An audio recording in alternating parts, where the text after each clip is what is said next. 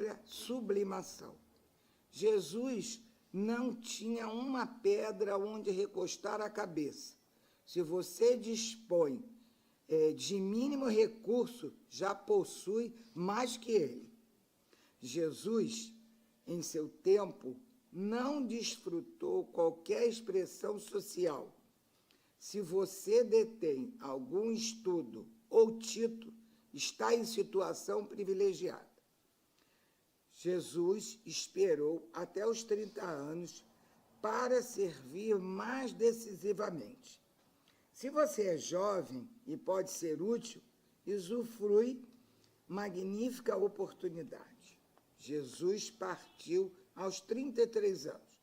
Se você vive na idade madura e dispõe do ensejo de auxiliar, agradeça ao alto, dando mais de si mesmo.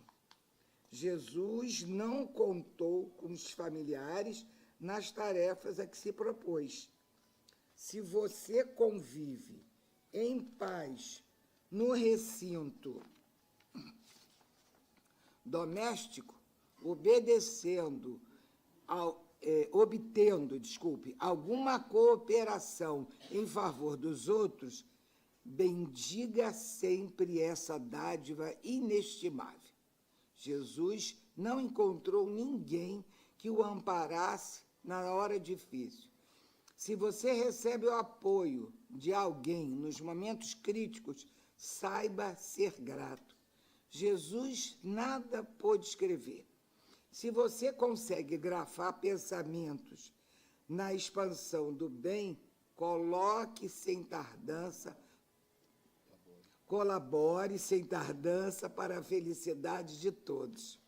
Vemos assim que a vida real nasce e evolui no espírito eterno e não depende de aparência para projetar-se no rumo da perfeição. Jesus segue à frente de nós. Se você desejar acertar, basta apenas segui-lo. Sigamo-lo, pois. André Luiz. Então, essa página aí nos bota realmente no lugar em que somos, né? Somos pessoas que temos uma condição privilegiada, né?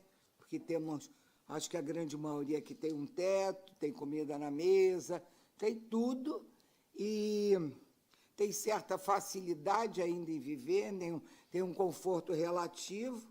Então, o que nós estamos fazendo por nós mesmos, né? Que Jesus, ele veio aqui só para nos ensinar a amar. Então, o que a gente precisa é botar em prática. Como? Qual o melhor caminho? Amando o próximo, né? Porque amar a Deus é relativamente fácil. Agora, amar o próximo, né? Somente o próximo mais próximo, né? O familiar difícil, comprometido. Então, vamos ver, né, o que nós estamos fazendo. E o Espírito da Verdade, né, esse livro maravilhoso, que é de autores diversos, eu sugiro que quem não tem, obtenha, porque tem páginas maravilhosas como essa. Tá? Então, vamos lá, fechar os nossos olhos, envolver, né, a todos na nossa prece, pedindo ao Mestre Jesus que nos envolva nessa manhã, né, Mestre? Esquente os nossos corações, que as mãos talvez estejam frias, mas o coração tem que estar quente, Mestre, para a gente poder botar em prática todos os seus ensinamentos. Sabemos, Mestre, que o erro e acerto ainda faz parte das nossas vidas. Às vezes, queremos agir de forma diferente, quando vemos, não estamos agindo de acordo com aquilo que queríamos, mas somos assim mesmo. Estamos nas tentativas de acertar e não podemos desistir hora nenhuma, porque o Senhor não desiste da gente, né? O Senhor vai estar com a gente até que o último do seu rebanho se reforme, se torne um espírito melhor, que possa seguir caminhos do bem. Então, Mestre, não desista de nós, principalmente naqueles momentos de dificuldades que passamos, naquelas horas de tristeza, naquelas horas que nos sentimos fracos. Aí sabemos, Mestre, que temos cada um guardião, né? Cuidando da gente, né? E pedimos que através dele o Senhor nos ampare, nos fortaleça para vencermos aquele momento. Então, Mestre, obrigado sempre pelo ensinamento, pelo amor que o Senhor envolve a toda a terra e que o Senhor possa cada vez mais nos envolver, nos amparar, nos socorrer. E assim, Mestre, cumpriremos a nossa missão, caminhar em sua direção. Obrigado, Jesus, por tudo. Graças a Deus, que assim seja.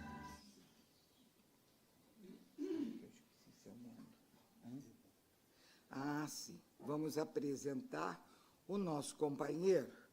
Olha só, o nome do centro é grande, hein? Centro Espírita Casa do Caminho Chico Xavier. Eu chamo de Núcleo Chico Xavier. O núcleo é outro. O núcleo é outro? O núcleo é lá no Anil. É? Nossa casa é na freguesia. Tá vendo? Eu nem sabia disso, viu? Então, temos 2 casas em Jacarepaguá ligadas a Chico Xavier, né? Então, o nosso companheiro Evaldo vai fazer a nossa palestra de hoje. Vamos vibrar para ele e agradecer, né? Porque veio para estar com a gente nessa manhã. Evaldo, por favor.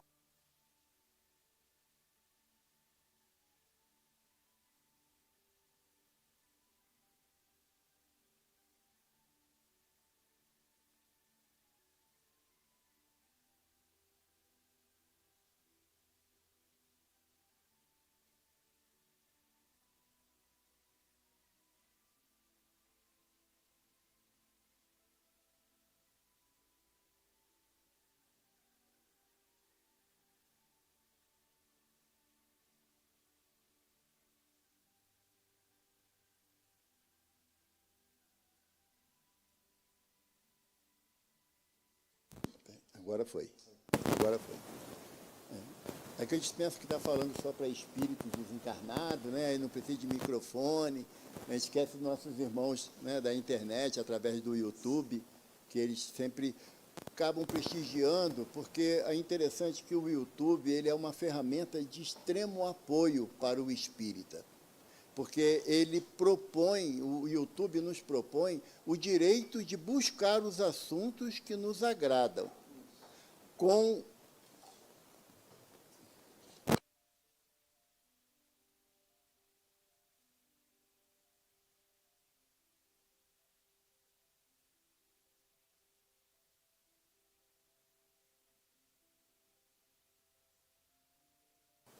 Alô, foi. Então, nós, quando buscamos no YouTube algum assunto, o YouTube ele é neutro. Quem vai determinar o assunto é quem está acessando. Mas quando nós já estamos um tanto quanto carimbado, né, uma palavra antiga, né, mas carimbado, que nós já sabemos o que queremos, o YouTube ele reúne uma infinidade de assuntos que a doutrina nos propõe, que favorece o nosso entendimento, o nosso esclarecimento. Então, muitas das vezes, nós achamos que as pessoas que acessam as mídias sociais, não, porque não quer ir na casa espírita para assistir presencialmente. Tem isso, é claro que tem. Mas também nós temos que pensar naqueles que não conseguem mais se locomover, que não têm mais a oportunidade de sair de casa e ir à casa espírita, porque eu tiro por mim. Quando eu não posso ir na casa espírita que me acolhe, dá um vazio dentro da gente, porque o contato, o olho no olho, isso daí é que faz a doutrina ser tão cativante. Porque a gente chega numa casa espírita que a gente está tendo a oportunidade... Agora vai? Eu sou do tempo do gritofone, sabe, Marquinhos? Que você falava, quem estava lá no meio da rua escutava você falar, não precisava. Mas agora tem internet, precisa. Então, quando a gente chega numa casa espírita, que a gente fala assim, não, eu sou visitante, é um ledo engano. Quando a gente pensa ir numa casa espírita e espiritualmente nós somos levados àquele ambiente para que nós possamos nos ambientar, nos harmonizar. Porque quando a gente chega na casa espírita, você percebe que os benfeitores atuantes em fazer com que as nossas sensibilidades aflorem.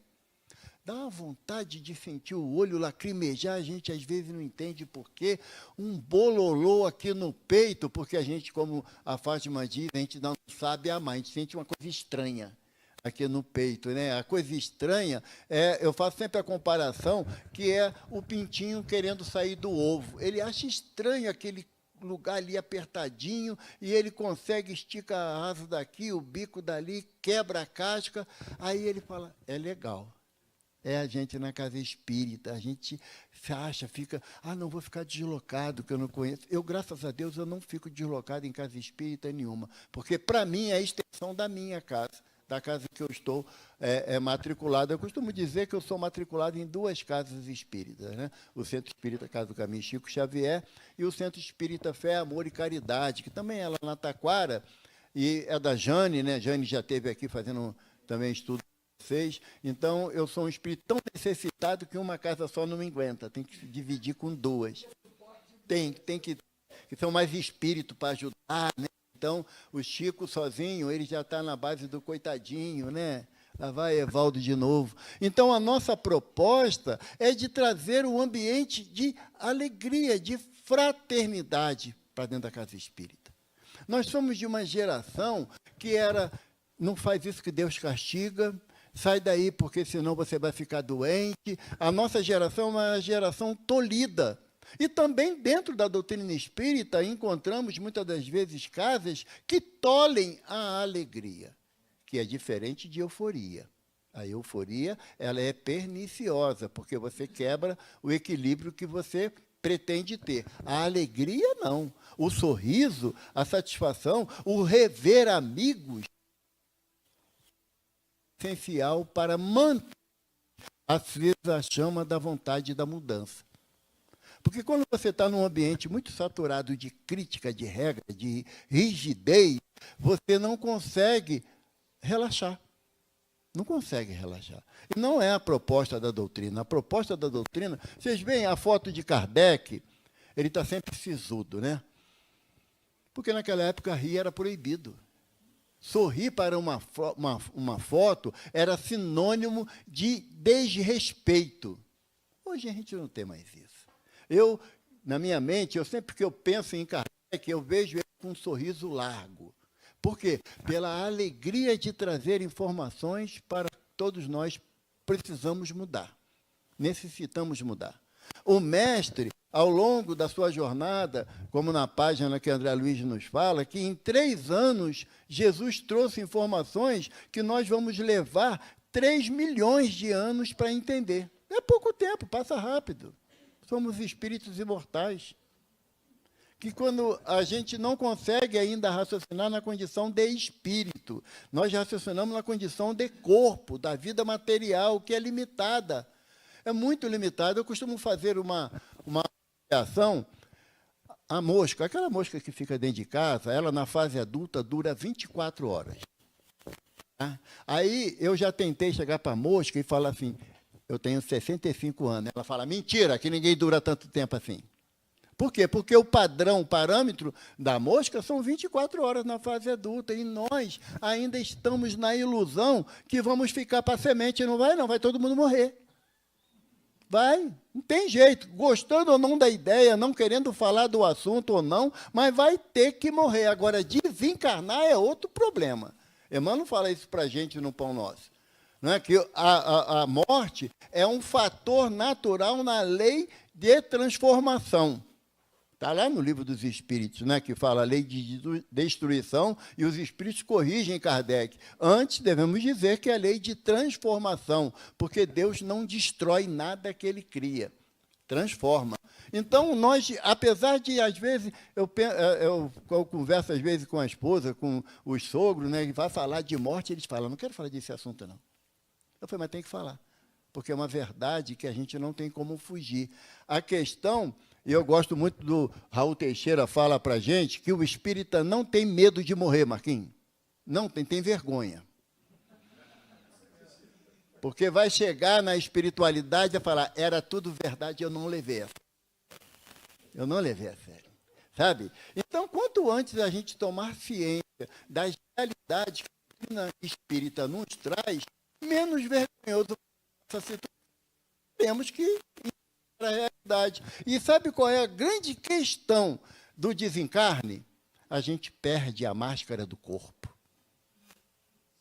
André Luiz, falando com Lísias, na primeira vez que ele sai do pavilhão hospitalar do Ministério da Regeneração, indo em direção à praça para escutar a prece do governador, André Luiz percebe que as pessoas que transitavam nas ruas de nosso lar tinham todos os semblantes calmos, equilibrados, um sorriso fraterno. Aí André fala assim, já estamos nas regiões celestiais? Aí Lísias fala assim, não, André, ainda estamos agregados ao plano da crosta terrestre. Ele falou assim, mas todo mundo aqui tem uma aparência tão tranquila, é igual na casa espírita, né? Todo mundo com um sorrisinho no rosto, uma coisa leve, suave, maravilhosa. Aí Lísias falou assim, porque, André, aqui em nosso lar, temos um compromisso junto ao governador de só pensarmos no bem. Aí André falou assim, mas se alguém pensar no mal, pensar numa coisa negativa, aí Lísias fala assim, a expressão do irmão muda e aqueles que estiverem próximos se unem numa prece para reequilibrar o irmão. Por quê? Porque uma vez desencarnado, não dá para fingir que eu gosto de algo, que eu gosto tanto de Fátima, mas eu conheci a matéria agora. Como é que eu posso dizer que gosto tanto? No plano espiritual, nós perdemos essa capacidade da disfarçatez. Então, essa é a grande dificuldade da gente em relação ao desencarne. Por quê? Porque eu não vou poder mais vestir um personagem. Eu vou ter que ser eu na realidade do que sou, com as minhas alegrias e tristezas, com as minhas verdades e as minhas mentiras, os meus amores e os meus desamores. Isso é muito mais claro. E isso que incomoda. É isso que incomoda. A Fátima falou que a proposta do Evangelho é de amar o próximo. Amar parentes e amigos não é tão fácil. Imagina quando você tem que estender esse amor ao próximo, que ontem nós fizemos um estudo sobre a parábola do bom samaritano, né? Você amar o próximo é muito legal, mas o que Jesus propõe é você se fazer próximo daquele que está necessitado. É você ir ao encontro daquele que está necessitado, sem que você espere ele pedir ajuda. Porque, muitas das vezes, o fato de alguém pedir a minha ajuda me coloca na condição de que eu posso fazer o que fulano está precisando. Viu como é que eu sou bom? A proposta da gente é essa, e a do mestre não é para que você encontre a necessidade do outro e, tendo possibilidade, como diz a página de André Luiz, você suprir. Então, amar ao próximo é a proposta do Evangelho de Jesus, que ele diz que reúne toda a lei junto com amar a Deus sobre todas as coisas. Mas só para lembrar uma palavra de Jesus, que está no Evangelho de Lucas, que ele diz assim, hipócritas, está falando do Evaldo, Jesus, hipócritas, como diz que amam a Deus que não vem e não amam o próximo que caminha com ele? Por isso que é fácil a gente dizer que ama a Deus. Deus não vai cobrar o amor. Não vai cobrar uma sinceridade nas palavras, porque, como disse Jesus, Deus faz que a chuva caia sobre o bom e o mal. O sol nasça para o justo e o injusto. Então, pouco importa na minha relação com Deus que eu seja sincero ou não, porque o amor dele cobre, como diz Pedro, multidões de pecados. Então, a proposta do Evangelho é fazer com que a minha realidade se torne aparente, eu consiga ser eu mesmo, dentro da minha casa, com a minha família, dentro da casa espírita que eu estou associado. Aqui em Teresópolis tem muito problema não, mas vai dirigir no trânsito lá do Rio. Vai lá para Jacarepaguá, às 5 horas da tarde, e tenta ser fraterno. Sabe? Pode ir, meu irmão, vai com Deus. Vai com Deus. Ontem à noite eu estava... Não precisa não. Lá na nossa casa, você falou buzinar, me lembrei, rapaz. Eu passei uma vergonha. Porque lá na nossa casa nós temos um tratamento espiritual dirigido pelo Dr. Herman com a sua equipe. E ele um dia ele pegou e falou assim, tem uma parte no carro que o médium mais gosta, que é a buzina. Toda vez que eu olho para a buzina, eu escondo a mão para poder não ir para aquela parte. Tem que amar o próximo ali também. Sabe? Você tem que ser fraterno ali também. Então, é uma atividade que não dá para fazer tudo isso numa única existência. Perca essa ilusão. Não dá. A proposta do Evangelho é de um crescimento gradual para que vire aquisição. E aquisição é o quê? É aquilo que você tem que ninguém tira de você. Por exemplo, as mães. Alguém consegue tirar o sentimento maternal de vocês? Por mais que o filho tome atitudes que às vezes entristece, mas perde o emocional, o sentimento maternal. Não, isso é aquisição, vocês vão levar pelas existências afora. Como nós também, como pais também. Tem hora que a gente encrenca, discute, chama atenção, mas se o filho fala, ai, está doendo, a gente corre para atender. Depois dá outra bronca, mas corre para atender. Não é? Esse é um sentimento adquirido, e é isso que o Evangelho propõe a gente, a adquirir certos sentimentos, certos valores que podem passar séculos e séculos que nós não iremos perder. Por quê? Porque os espíritos dizem a Kardec que o espírito não retrograda. Não é retrogradar só no sentido de que uma vez é espírito, não dá para reencarnar como um cachorrinho ou como um gatinho. Não dá. Mesmo que muitas das vezes a gente até queria, né? Que abanar o rabo é mais fácil do que abraçar. Né? Então, mas não dá. E também não retrograda nas aquisições morais adquiridas. Tá? Eu não conheço ninguém, eu sinceramente não conheço ninguém que nunca odiou, eu não conheço. Não assim, presencialmente. Eu conheço Krishna, Buda, Mahatma Gandhi, Irmã Teresa, Madre Teresa de Calcutá, a gente sabe que atuavam dentro do princípio de amor ao próximo na intensidade que era a sua proposta. Mas do contato diário eu não aprendi. Por que eu ainda não conheci? Por quê? Porque é um sentimento que eu ainda trago dentro de mim, não é um sentimento de amor puro. Sabe? Se passar a ideia aqui que tenho um sentimento de amor puro, vocês podem vir me abraçar que sou um espírito superior, que vai ser uma grande mentira. Por que não? Nós estamos numa fase de aprendizagem, de reconhecimento, primeiro, da minha dificuldade, para que eu possa alcançar os meus objetivos. Esse é um dos objetivos da doutrina espírita. Dr. Bezerra diz que a finalidade da doutrina não é fazerem pessoas crentes na doutrina espírita, ou, como diz Kardec, angariar prosélitos, adeptos. Dr. Bezerra diz que a finalidade da doutrina é sermos pessoas melhores. Caso algum irmão, em algum momento, decida que deve ir para outra filosofia religiosa, o que ele aprendeu aqui dentro, ele não esquece. Ele não esquece. Eu falo isso porque eu tenho, teologicamente, 5 filhos. Tá? E 2 filhas minhas são da igreja protestante. Nasceram dentro da doutrina, participaram de evangelização, mocidade espírita, e quando chegaram numa faixa de 18, 19 anos, pai, eu vou para a igreja evangélica. Vai com Deus. Vai com Deus. Eu fui no batizado das 2 na igreja, chorei pra caramba, quase que eu faço a piscina transbordar, fiz uma vergonha danada. Uma vergonha danada. Mas não estou nem aí. Eu chorei pra caramba, elas chega em certos momentos, uma fala assim para mim, pai, a colega lá do trabalho, pode botar o nome dela lá no centro?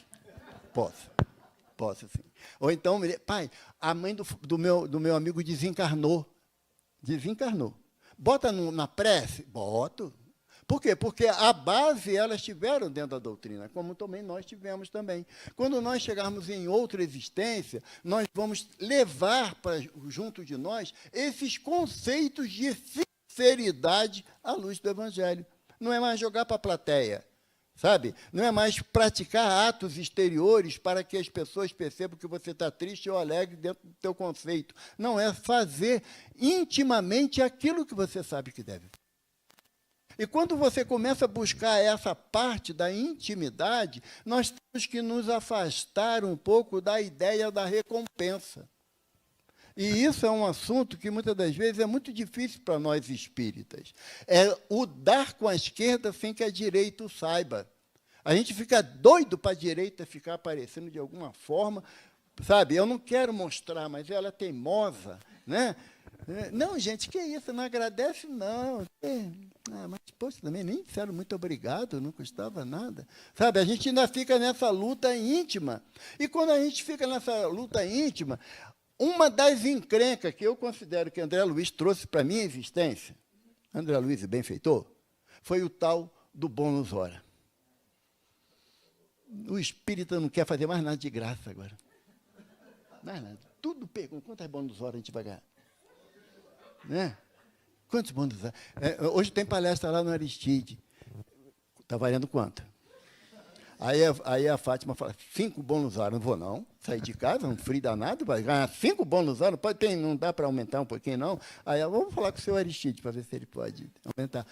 Por quê? Porque nós estamos acostumados no escambo, na troca. Eu venho à casa espírita, assisto palestra, tomo passe, já bebi 5 litros de água fluidificada e nada mudou. Nada mudou. O meu chefe continua chato do mesmo tempo, do mesmo jeito. Meu marido é aquele entojo que fica lá, não faz nada. A minha mulher só sabe reclamar. Sabe? A gente ainda quer as mudanças exteriores. E eu costumo lembrar uma frase da mãe de Lísias, Dona Laura. Eu até botei cola aqui, né, Belinha?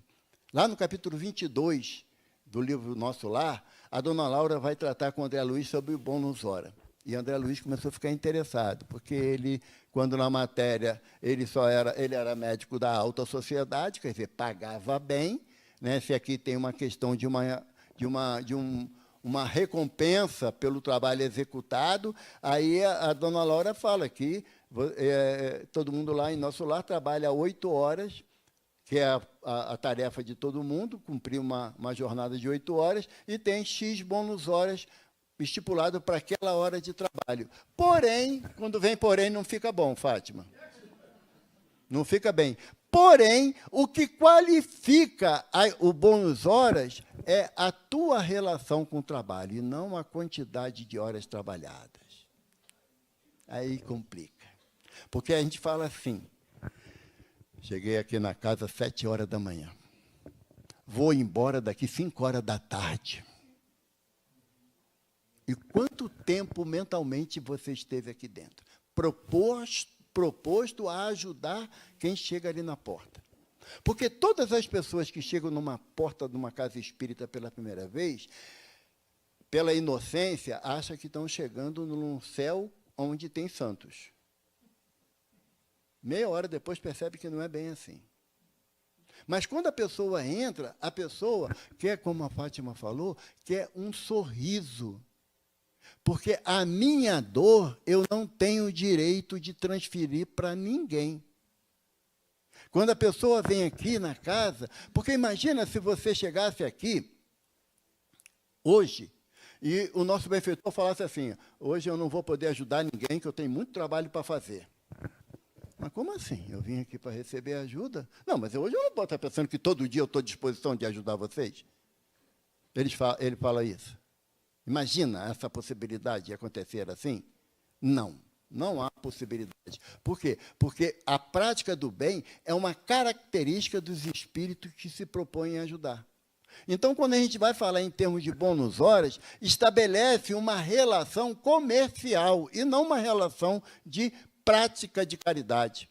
Aí eu trouxe hoje, para a gente conversar um pouco, um texto que está lá no livro Perante Jesus, que são espíritos diversos, através de Chico, no capítulo 4, e o título da mensagem é Remuneração Espiritual.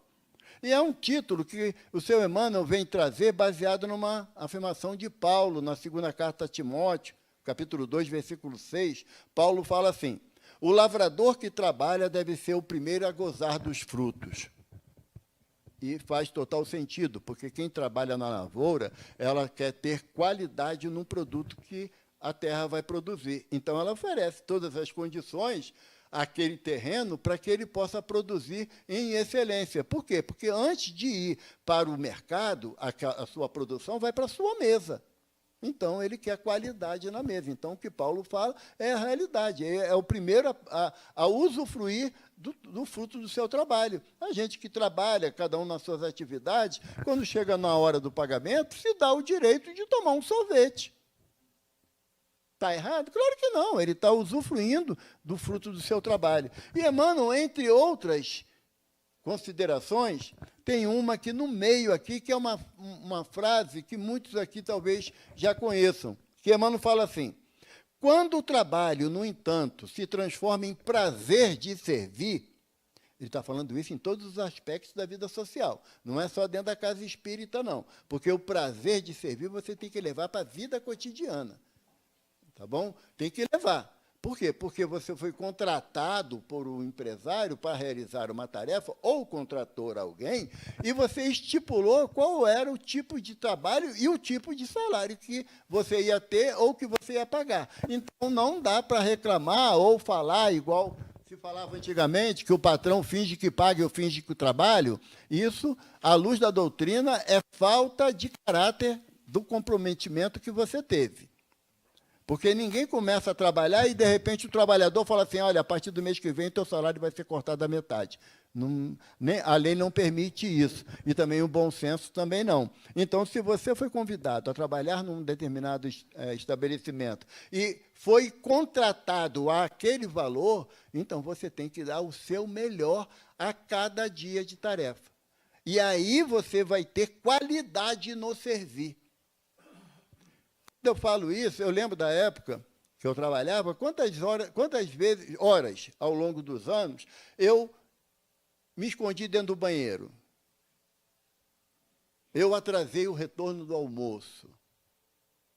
E, evidentemente, que isso é um peso individual para a consciência de cada um. Eu tenho esse peso na consciência, de que não ter dado o meu melhor em todos os momentos durante a minha trajetória de 35 anos de serviço. Tive. E vou ter que carregar isso? Vou. Porque na outra oportunidade eu possa me dedicar com afinco. Porque houve a confiança da contratação e a confiança da execução da tarefa. É isso que Emmanuel fala, prazer de servir. E ele diz: surge o ponto mais importante da remuneração espiritual. Ele diz: toda vez que a justiça divina nos procura no endereço exato para a execução das sentenças que lavramos contra nós próprios, segundo as leis de causa e efeito, e se nos encontra em serviço ao próximo, manda a divina misericórdia que a execução seja suspensa por tempo indeterminado. Então, por uma questão de inteligência, a gente tem que trabalhar no bem. Porque nós ainda não estamos na condição de trabalhar apenas pelo desejo de ser útil ao próximo. Eu, pelo menos, não estou assim ainda. Quando ontem uma das filhas mais velhas ligou: pai, amanhã de manhã não. Pai, amanhã de manhã vai lá em Teresópolis, não aparece. De novo? Agora tem que marcar na tua agenda para falar contigo? Tem. Mas, pai, minha filha, o pai precisa. Não é questão de papai está fazendo boa ação, não. Boa ação está fazendo vocês de me ouvir. Agora, a minha é meu compromisso de fazer. Por quê? Porque na hora que vir as cobranças pertinentes da lei de causa e efeito, se eu estivesse soltando pipa lá em Jacarepaguá, a lei ia falar assim: mete o sarrafo que ele merece. Né? Mas se a lei me encontra num trabalho justo e a alegria de servir, a lei fala assim: segura um pouco, vamos ver quanto tempo ele vai durar nesse novo personagem dele de palestrante. Nessa vibe, né? Que a garotada fala. Por quê? Porque o que Emmanuel propõe para a gente é que nós temos que ter sinceridade nas nossas ações. Eu não sei vocês, eu mais novo, que eu ia para a casa espírita, quando começava, parece que dava um sono. E o meu medo era roncar. Sabe? Meu medo era roncar, porque passa vergonha, né? Eu já escutei um irmão, teve que levantar para sacudir ele, sabe? Então, mas eu tinha um medo danado. Mas por quê? Não, olha, tem até a mensagem do benfeitor Eurípio de Bassanufo, que as pessoas, o espírito adora desdobrar, né? Qualquer coisa desdobra. Aí ele falou assim, desdobrou para debaixo da cama. Sabe? E se não limpou direito, está cheio de cutão. Quando o espírito sai debaixo da cama, está cheio de cutão se não limpou direito lá embaixo. Então, desdobrar é desculpa, mas... Né? Ou então, assim, não, estou em concentração. Está orando, baba e tudo, mas está orando, mas tudo bem, cada um ora do jeito que bem entende. Então, muitas das vezes, eu ia entediado mesmo para a reunião, mas eu tinha que ir, eu não tinha opção. Era uma necessidade íntima. Eu indo já não... O couro comendo, né? O couro comendo, sabe? As costas tudo lanhadas, andava tortinho, mas ia. Hoje não, graças a Deus eu durmo mesmo, não fico na dúvida não. Eu consigo, sabe, desdobrar, né, irmã? Desdobrar com a facilidade. Mas a proposta da doutrina é que você trabalhe no bem. André Luiz fala assim para a gente, no livro Coragem, uma frasezinha, ele fala assim, faça o bem, mesmo que seja por ostentação. Sabe? Por quê? Porque ninguém faz as maiores coisas sem fazer as menores. Se nós não nos habituarmos à prática do bem, mesmo que seja, embora não deva, né, para receber aplauso, mas faz, porque vai chegar o momento que você vai perceber que não sente mais necessidade desse oba-oba. Sabe? Uma coisa que eu posso falar? Ela que deixou. Uma coisa que me incomoda é o passe. Vou dar um passe. Melhorou? Como assim? Não fui eu que dei. Eu estou sendo um intermediário. Quem está beneficiando é a espiritualidade. Quando o médium pergunta se melhorou, Marquinho, ele está dizendo que os méritos são só dele. Ele quer o quê? Aplauso. Sabe? Qual é o tipo de remuneração do orgulhoso? Não. O preço que o orgulhoso paga é a decepção de não ser notado, de não ser agradecido, de não ser endeusado. Dentro da casa espírita, não cabe, embora exista pelas nossas fragilidades, mas não cabe o oba-oba. Viu a mensagem que fulano deu? Ah, vi. Boa, né? O que dizia a mensagem? Não, aquilo de sempre, que tem que perdoar, né? Que tem que fazer o bem. É aquilo de sempre, mas a mensagem foi boa. Sabe?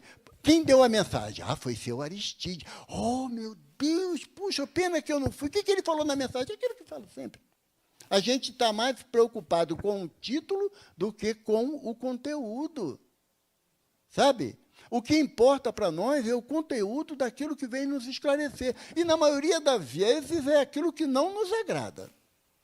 Sabe? Falar aquilo, Jesus fala, amar parentes e amigos, até os publicanos fazem. E olha que o publicano tinha a visão de que era alguém que você não convidava para o aniversário do teu filho, um publicano. Eu não convidava. Então, a proposta que a gente tem que ter em relação à remuneração espiritual é saber que o maior pagamento que se tem à luz do Evangelho de Jesus é aquilo que Santo Agostinho chama de consciência tranquila. É você chegar em casa e o deitar no travesseiro e ele não espetar. Porque quando você pisa na bola, o travesseiro espeta. Você vira para cá, espeta de um lado do outro, você não consegue conciliar no sono. Ah, é porque eu não rezei. Aí vai e começa a rezar, dorme. Aí chega no... Aí não rezei direito. E a consciência lá, ó, batendo. Mas quando você pressente a necessidade de fazer o bem, você intimamente fala assim, yes. Né? Hoje eu fui o cara. Ontem eu fui o cara de pau, mas hoje não. Hoje eu fui o cara. É essa luta íntima que nós temos que estabelecer, porque nós não somos anjos. Tem uma música que diz que nós seremos anjos, sem sombra de dúvida, mas não somos ainda. Um tema que é muito difícil dentro da casa espírita de a gente entender o objetivo dele é o homem de bem. Sabe? Por quê? Porque você começa a ler, pelo menos, já aconteceu isso comigo. Eu fui fazer um estudo sobre o tema. E aí eu comecei a me irritar nos parágrafos. Que começa a apontar, não, mas é verdade, começa a apontar tudo que eu não faço. Não é? Aí eu falei, aí no final, o meu mentor falou assim para mim, mas a ideia é começar. Não é a conclusão, sabe? Mas se você não se decidir a começar hoje, a mudar hoje, sabe? Você não vai chegar no objetivo.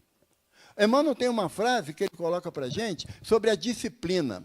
E a gente lembra logo daquela frase daquelas palavras que ele falou para Chico, né? Sobre disciplina, disciplina, disciplina. Emmanuel diz que a disciplina está no objetivo a ser alcançado. Não é a disciplina rígida do momento. Você não pode fazer isso, não pode fazer aquilo, você não pode fazer aquilo outro. Não, isso daí é rigidez que muitas das vezes nos afastamos um do outro. Mas a disciplina do objetivo, qual é o meu objetivo? O meu objetivo é ser uma pessoa melhor. Qual é a disciplina que eu tenho que exercer? Transformação moral e o esforço que emprega em domar as minhas más inclinações. É o que Kardec propõe para a gente como a característica do verdadeiro espírita. Ele não diz que o verdadeiro espírita é o transformado moralmente e aquele que já dominou as suas más inclinações. Ele não fala isso. Ele fala do objetivo de você buscar isso. E a cada momento, na presente existência, eu me esforço em modificar, em fazer a minha transformação moral, e várias vezes eu percebo que não é tão fácil assim. Várias vezes eu percebo que domar as minhas más inclinações, eu só as percebo quando elas extrapolam, que é pelo orgulho, pela vaidade, pelo egoísmo, pela inveja. Eu gosto sempre de falar, não tem inveja branca não, tá, gente? Tira essa afirmação, porque é a maior furada. Inveja é inveja. Sabe? É um defeito moral. Ela não consegue ser mais ou menos, é igual uma falsa verdade. A falsa verdade, ela é verdade? Não. Ela é mentira? Mais ou menos. Então, quando eu percebo que essas dificuldades de conduta moral ainda são muito fortes em mim, eu vejo que eu tenho que voltar à proposta que o Sr. Allan Kardec faz. Porque quando eu sou objetivo, o retorno dos meus atos, que nem eu falei, vou lá na casa de Aristide, vou assistir a palestra. Tá bom, mas em que a palestra vai te fazer melhor? É você que decide. É você que decide. É você que vai analisar, assim, não, foi muito legal, mas para mim não dá. Pelo menos uma sinceridade. Não, eu vou ter que... mas eu estou fazendo tudo que o moço lá falou. O Haroldo Dutra Dias, ele conta uma história que um palestrante, não é a gente não, Marquinhos, mas o palestrante desencarnou. E chegou no plano espiritual, depois daqueles momentos de conturbação, que a gente não é recebido com banda de música, né? A gente fica meio conturbado o negócio, né? Vê só umas coisas escuras passar assim, mas... É estranho. É ilusão de ótica, né? Que o desencarne faz coisa assim. Aí, o palestrante, quando ele conseguiu se equilibrar um pouquinho, veio um benfeitor e falou para ele que ia levar ele para um lugar mais calmo, para ele se recuperar melhor, e que em outro momento viria um outro benfeitor para auxiliar no seu reequilíbrio. E passou alguns dias, chegou um espírito de uma luminosidade muito intensa, e o espírito chegou naquela amabilidade, meu irmão, feliz te ver aqui, que bom. E aí o palestrante falou assim, desculpa, eu ainda estou conturbado, não lembro das experiências anteriores, eu não reconheço o senhor. Isso é de graça, Evaldo, você estava lá, eu assisti as tuas palestras. É? Eu fiz tudo que o senhor mandou. Sabe? Quem está na plateia e faz o que o palestrante fala, ele fica num estágio bastante superior ao do palestrante que só fala. Entendeu? Por quê? Porque a remuneração espiritual de quem ouve e executa, porque Jesus fala, tens ouvido de ouvir e não ouve, tem olhos de ver e não veem. Jesus fala isso para a gente. Então, aqueles que estão assistindo uma palestra e o palestrante que está falando... O Divaldo fala que o palestrante ele é o ser mais complicado que tem na Terra, porque ele tem uma boca e duas orelhas, que fica perto da boca, e a minha não é pequena. Então, não dá para dizer que eu não estou escutando o que eu estou falando. Vocês podem dizer assim, não, teve uma hora que eu eu saí um pouquinho do ar, não lembro do que ele falou, não, mas eu não tenho direito a fazer isso. A proposta de buscar uma remuneração espiritual, ela não é adquirida pela força, pela repetição de atos mecânicos, sabe? Não, é pelo sentimento, é aquele gostar de ser útil que Emmanuel fala para a gente, gostar de ajudar ao próximo. A gente não sabe que tem na casa espírita assim? E a gente, muitas das vezes, a gente quer escolher. Tem cara de ser gente boa, não. Tem que botar ela numa tarefa. Não, deixa ela quieta. Não. Tem cara de ser boa, não. A gente quer julgar pelas aparências. E a espiritualidade julga pelo desejo de servir. Às vezes, não sei se já aconteceu isso com você, mas de eu chegar na casa, aquele dia que eu estava meio barro, meio tijolo, meio insatisfeito comigo mesmo, e aí o dirigente da casa fala assim, Evaldo, dá um passe ali. Hoje, estou em condições, não. Quando eu falei isso, ia acontecer isso comigo mesmo, quando eu falei isso, eu dei passe em 20 pessoas, porque eu não estava muito afim. Aí, depois, no final, aí o benfeitor falou assim, o trabalhador, ele é digno do seu salário. E se ele não se colocar à disposição para a tarefa, ele não tem direito de usar o termo trabalhador.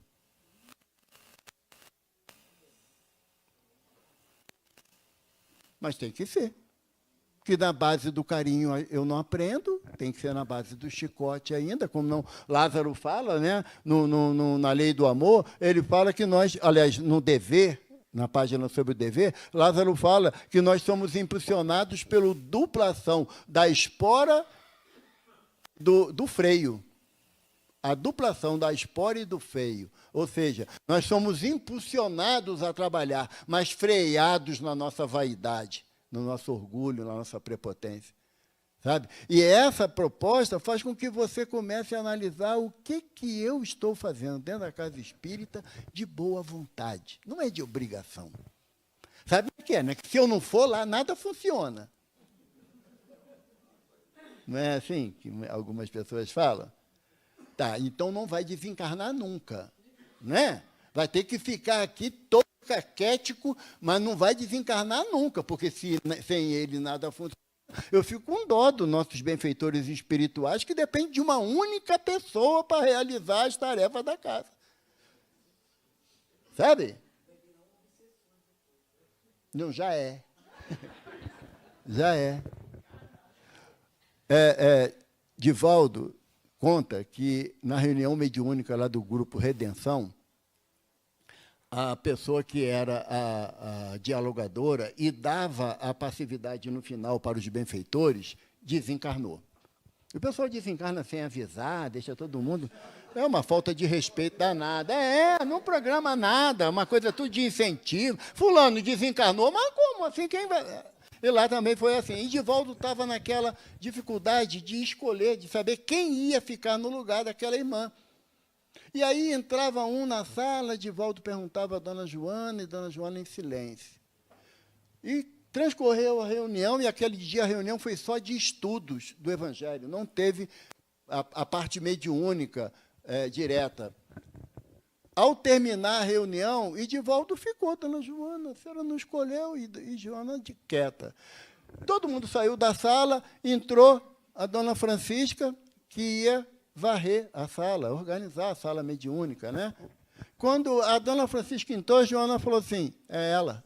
Divaldo, não, ela é a Chiquinha, ela, não. Eu estou falando para, assim, dialogar, dar passagem para os benfeitores. Aí Joana falou assim, Divaldo, você que não podia ser, né, Divaldo? É ela. Aí Divaldo, acanhado, porque discutir com o benfeitor é uma encrenca, você está sempre errado. Aí Divaldo chamou ela, Dona Francisca. Ela falou assim, seu Edivaldo, o meu sonho era esse. Era trabalhar na mesa. Não, minha filha, não é para trabalhar, é para você fazer o diálogo e dar passagem para o benfeitor. O senhor acha que eu posso? Eu não acho, a Dona Joana que acha. E o Divaldo falou que teve lições preciosas através dela, porque a espiritualidade não vê estampa. não vê máscara, ela vê o nosso coração, o nosso desejo de servir.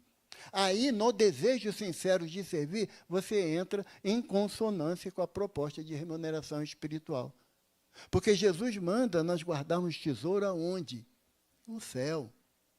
Aqui, enquanto eu quero bater no peito que eu faço ou deixo de fazer, o tempo vai denigrir a minha imagem de Todo-Poderoso, porque todos nós vamos perdendo a possibilidade de execução.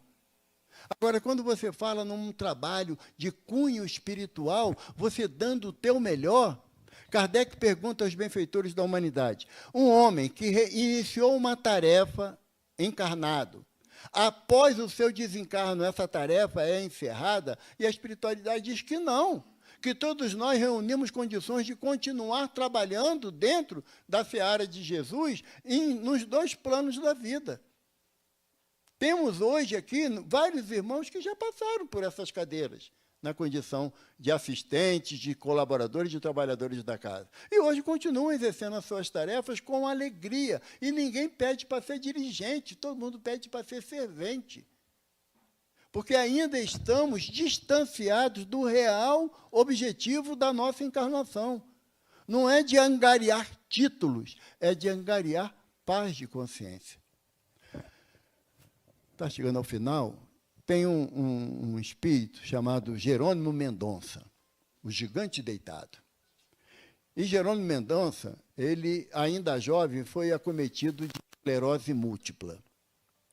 Com 18 anos, ele começou a sentir dores nos membros inferiores, e com 25 anos, ele só mexia os olhos.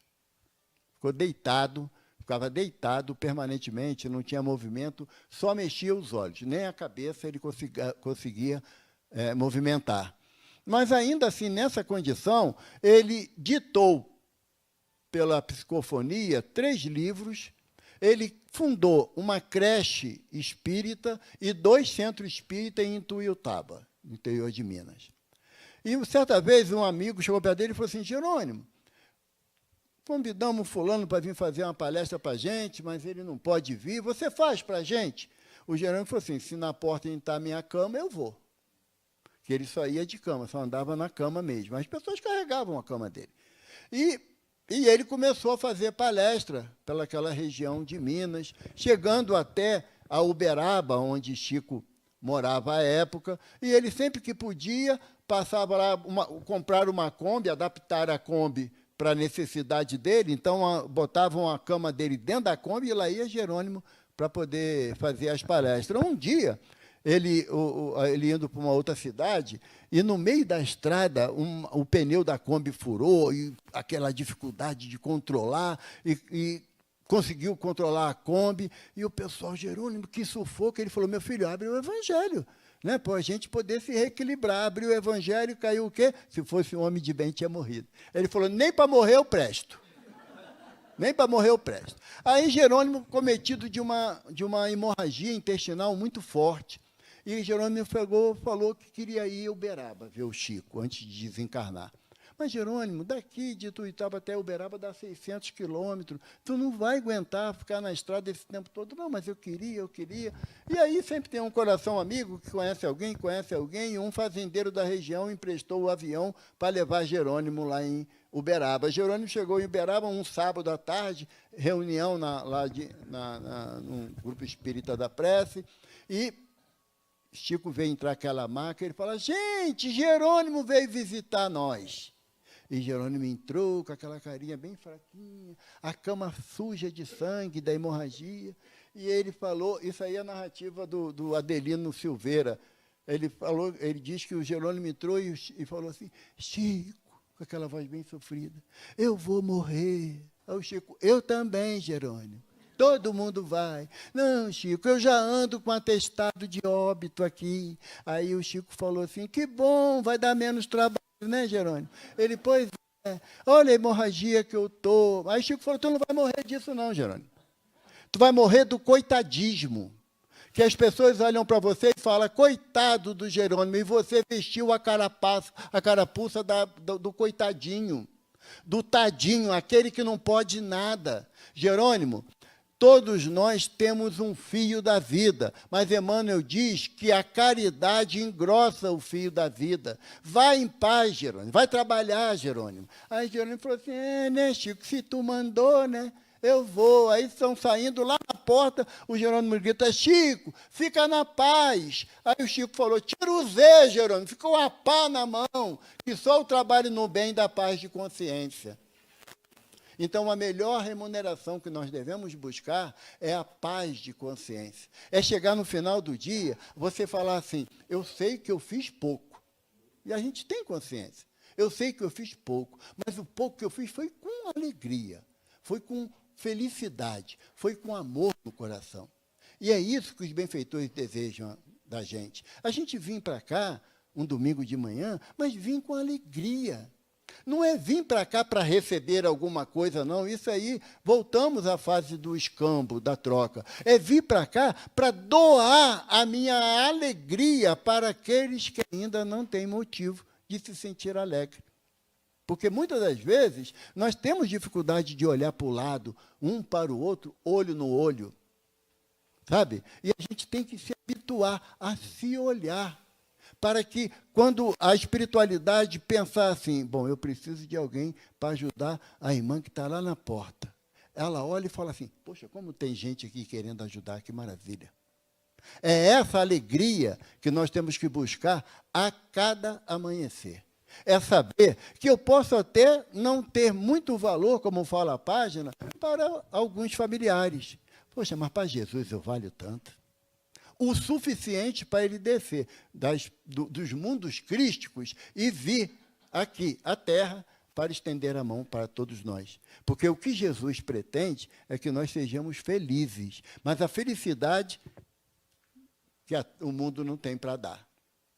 É aquela felicidade da consciência tranquila de que eu fiz o meu melhor, sem querer ser melhor do que ninguém. Graças a Deus.